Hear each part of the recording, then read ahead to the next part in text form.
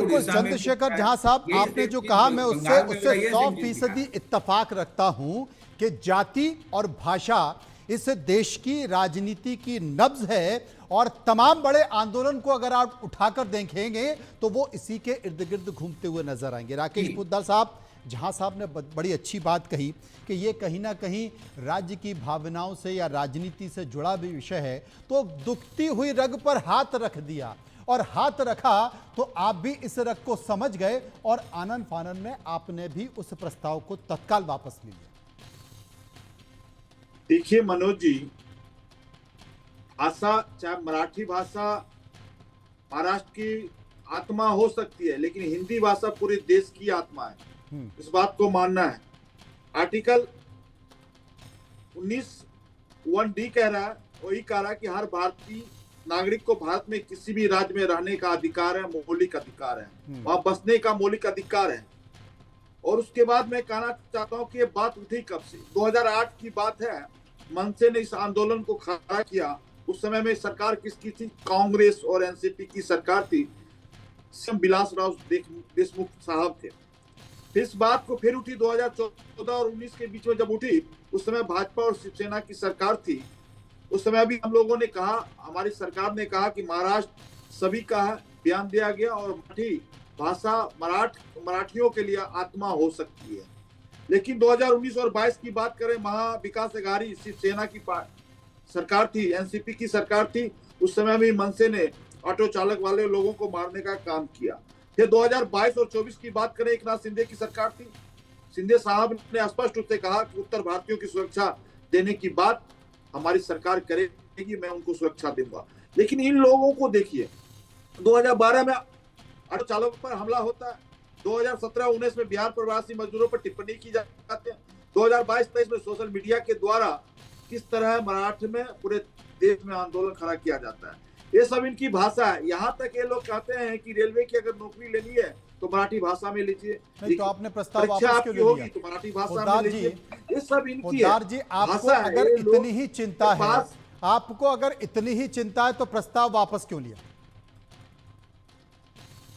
ये मैंने बता आपसे कहा कि मराठी भाषा महाराष्ट्र के लिए आत्मा हो सकती है, हिंदी भाषा पूरे देश की आत्मा है। तो आपको और प्रस्ताव हम लोग वापस नहीं हमेशा लेना कहते चाहिए। हैं, आपने वापस क्यों लिया?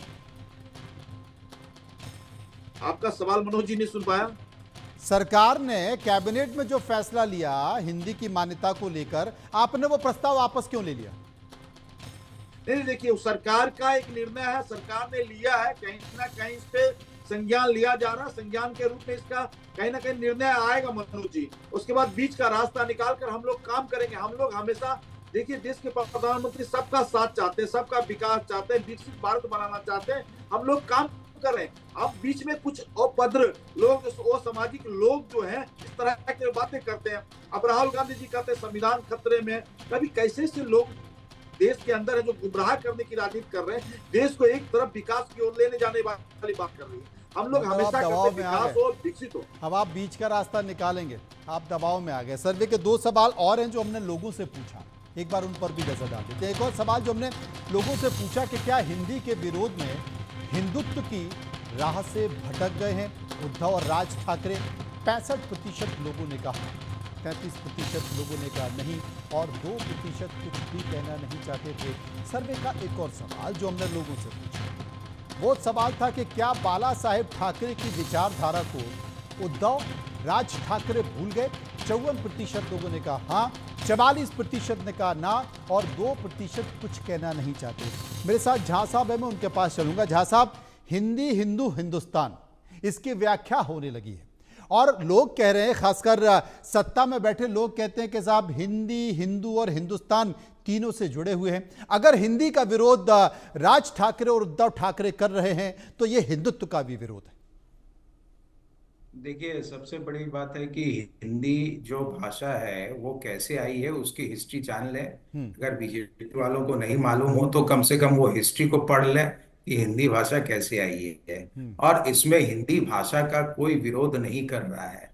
ये विरोध जो चल रहा है ये है थोपने वाली बात कि भाई मैं मराठी हूँ, मुझे मदर लैंग्वेज इजी लगता है, मैं मराठी लैंग्वेज में बात कर रहा हूँ, अगर मुझ पे हिंदी थोपो तो वो मेरे लिए इंसल्ट है, मैं उस चीज को नहीं मानता हूँ। मैं हिंदी नहीं पढ़ूंगा या मैं नहीं हिंदी नहीं बोलूंगा, वो अलग बात है। लेकिन हर मराठी हिंदी भी बोलते हैं, इंग्लिश भी बोलते हैं, मराठी भी बोलते हैं। तो इसमें जो उनका ये चीज है कि आप वहाँ रहते हैं, वो इमोशन से जुड़ा हुआ है। तो आप उनके इमोशंस के साथ जो है कोई इंसल्टेशन अगर करते हैं तो उस पे जो है उनकी टिप्पणी हुई है। ये बात वो नहीं बोल रहे हैं कि मैं हिंदी नहीं मानूंगा, हम इन देश में नहीं रहते हैं, हम हिंदुस्तान की बात नहीं करते हैं। तो हिंदुस्तान की बात तो बाला साहेब ठाकरे ने की थी। और ये बीजेपी वालों जितना भी हिंदुत्व की बात करते हैं, तो इनका तो वो जो डिवाइड एंड रूल पॉलिसी है हिंदू और मुस्लिम करने का, वो तो क्लियर दिखता है। और किसी भी न्यूज में ये ओपनली बोलते हैं कि देखिए हम तो मुस्लिम वोट नहीं मानते हैं। तो जब मुस्लिम वोट मानते नहीं है, इस देश में जो है वो डेमोक्रेसी की बात नहीं करते हैं, फेडरल स्ट्रक्चर की जो है सब टुकड़े टुकड़े गैंग के तरह जो है ये भी चला रहे हैं, तो इसमें जो है इनको जो है वो पॉलिटिक्स नहीं दिखता है। पॉलिटिक्स अगर किसी चीज पे बोलते हैं तो इनको ये पॉलिटिक्स लगता है। तो ये सारी चीजें हैं। तो ये पहले डेवलपमेंट की बात करें। देखिए महाराष्ट्र में सबसे बड़ी बात अभी कुछ दिन पहले न्यूज पे आई है कि आपको देखने मिलेगा किसान 790 के आसपास जो है वो सुसाइड किए हैं। तो इसका मतलब वहां जो है कुछ ऐसी डेवलपमेंट की काम चल रही है जो डेवलपमेंट है ही नहीं। तो ये सारी चीजें जो है ना वो पेन एंड पेपर पे इनके लिए है। और अगर रियलिटी में आप देखने जाए, देखिए ब्रिज बना रहे हैं तो टूट जा रहे हैं, रेलवे में एक्सीडेंट्स हो रहे हैं, हाँ, फ्लाइटों की कंडीशंस ठीक नहीं है। ये सारी चीजें पे जब टिप्पणी आप करते हैं ना, तो आप इनके लिए दुश्मन हैं। नहीं झा और ये साहब, दुश्मन जब अभी ये आपने एक बताते जिक्र हैं किया कि कि करीब महाराष्ट्र में 790 किसान के आसपास आत्महत्या कर चुके हैं।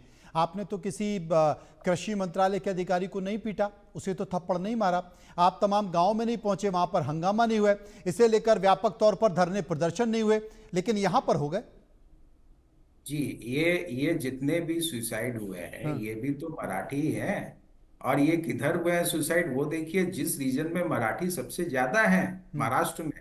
और क्लियरली पेपर्स में, न्यूज में, टाइम्स ऑफ इंडिया में, सब पेपर्स में कवरेज हुआ है। और ये बात जब आप असेंबली में उठाया गया है, इवन जो है पार्लियामेंट में इसकी बात होनी है।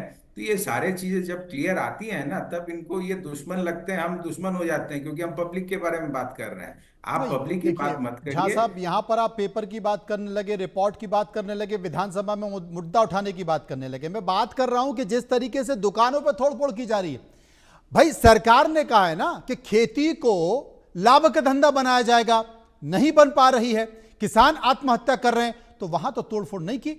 आपने सरकार के कार्यालय में तोड़फोड़ क्यों नहीं की? आपने अपने कृषि देखिए विभाग के मैं अधिकारियों इसमें को क्यों नहीं स्पेसिफिक पीटा कहूंगा। कि भाई तुमने आप खुद इस बात का जिक्र किया है कि खेती को किसानों के फायदे का धंधा बनाया जाएगा, नहीं बन पा रही है, लागत नहीं निकल पा रही है, किसान आत्महत्या कर रहे हैं, हम तोड़फोड़ करेंगे, हम मारेंगे। वहां तो नहीं मारे, हिंदी पे पीट जी, दिया। अब मैं उस पॉइंट पे भी आता जी। हूँ कि बीजेपी जब मैनिफेस्टो लेके इस इलेक्शन में आई थी, तो उसमें जो है किसानों के जो ऋण की माफी की बात थी, वो इन्होंने आज तक उस पर कोई अमल नहीं किया है। देखिए ये बात क्लियर है कि इशू वाइज इशू जो है वो पार्टियां चलती हैं। एक इशू ये था। अब जो अगली इश्यूज हैं, देखिए आपको वहां मराठा रिजर्वेशन का भी एक बड़ा मुद्दा है, और वो भी आज आएगा। नहीं तो कल ये इशू भी उठेगा। और दूसरा बात ये कि वहां पे क्लियरली जो है वो जो फार्मर सुसाइड कर रहे हैं, ऋण माफी की बात है। जबकि उद्धव बाला साहब ठाकरे जब सीएम हुए थे तो उन्होंने ऋण माफी करवाने के लिए जो इशू कर दिया था। अभी भी जो यहाँ पे हैं ये उस चीज को जो है नेग्लेक्ट कर रहे हैं। तो बहुत सारी चीजें हैं, रोड राकेश इंफ्रास्ट्रक्चर पोद्दार में ये साहब, वो बात बहुत कर। सारी चीजें हैं यहां पर। मराठे भाषा नहीं, अभी तो मराठा आरक्षण भी आपके सामने आने वाला है। मतलब अब ये मराठा बनाम अदर्स की राजनीति होगी, ये समझ लीजिए आप। देखिए मनोज जी, इनके पास विकास की बात नहीं है। आंदोलन करना इनका मौलिक अधिकार है, लोकतंत्र में इनका मौलिक अधिकार है, विपक्ष में है तो इनका अधिकार है, तो लेकिन आप भी इनके करते पास थे। कोई नेता नहीं है ना नियत है। अब बाला साहब ठाकरे के विचारों की आपने बात की। बाला साहब ठाकरे ने हमेशा हिंदू के लिए, हिंदी के लिए अपनी जान की कुर्बानी तक दे दी, और उनके विचार जो थे बिल्कुल राष्ट्र को निर्माण के लिए थे। लेकिन आज ये कह रहे थे कि हिंदी भाषा आया कहाँ से? वैदिक काल से 1500 वर्षों से आया, मौर्य काल आया, गुप्त काल आया, मध्यकाल में आया, और 14वीं और 15वीं शताब्दी में अमीर खुसरो ने और कबीर जी ने, तुलसीदास ने, रहीम ने, मीरा ने लाया हिंदी भाषा को। और संविधान हमारा कहता है कि 14 सितंबर 1949 को संविधान सभा में हिंदी भारत की राजभाषा बनी है। आज देवनागरी की लिपि 1962 में हम लोगों ने लाया है। तो हमेशा हम लोगों ने काम किया है और हमेशा इस बात से हम जानते हैं कि भारत की विकास करनी है तो सभी को साथ लेके चलने की बात होनी चाहिए। लेकिन इन लोगों के पास ना एजेंडा है, और एजेंडा क्या है, जिनकी विचार धारा ही बदल जाए, जिसकी विचारधारा संपूर्ण क्रांति की हो, आपातकाल के दौरान जयप्रकाश नारायण जी से उनकी विचारधारा मिलती हो, लेकिन आज उनकी विचारधारा कांग्रेस के साथ मिल गई।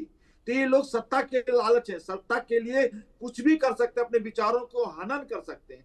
तो मैं हमेशा कहता हूं, भारतीय जनता पार्टी हमेशा कहती है, एनडीए हमेशा कहती है, विकास की बात करिए, हर नागरिक की बात करिए, दलित, महादलित, अति पिछड़ा, पिछड़े की बात करिए। किसी को मारने और पीटने से किसी का प्रदेश का विकास नहीं हो सकता, उनके नागरिक का विकास नहीं हो सकता। इन लोगों का एक ही है कि मतलब देश को अपने अपने अलग तर्क टुकड़े में हैं, बांटे। अपनी अपनी कोई बातें कहते हैं, लेकिन इन सब के बीच अपनी अपनी राजनीति भी है, और उस राजनीति के जरिए मुद्दे हैं, चाहे वो हिंदी हो, चाहे वो मराठा हो, आरक्षण हो, या फिर भाषा हो, या फिर किसान हो। बहुत बहुत शुक्रिया झा साहब का। शुक्रिया मैं करूंगा राकेश पोद्दार जी का, जो मेरे साथ इस मुद्दे पर चर्चा कर रहे थे।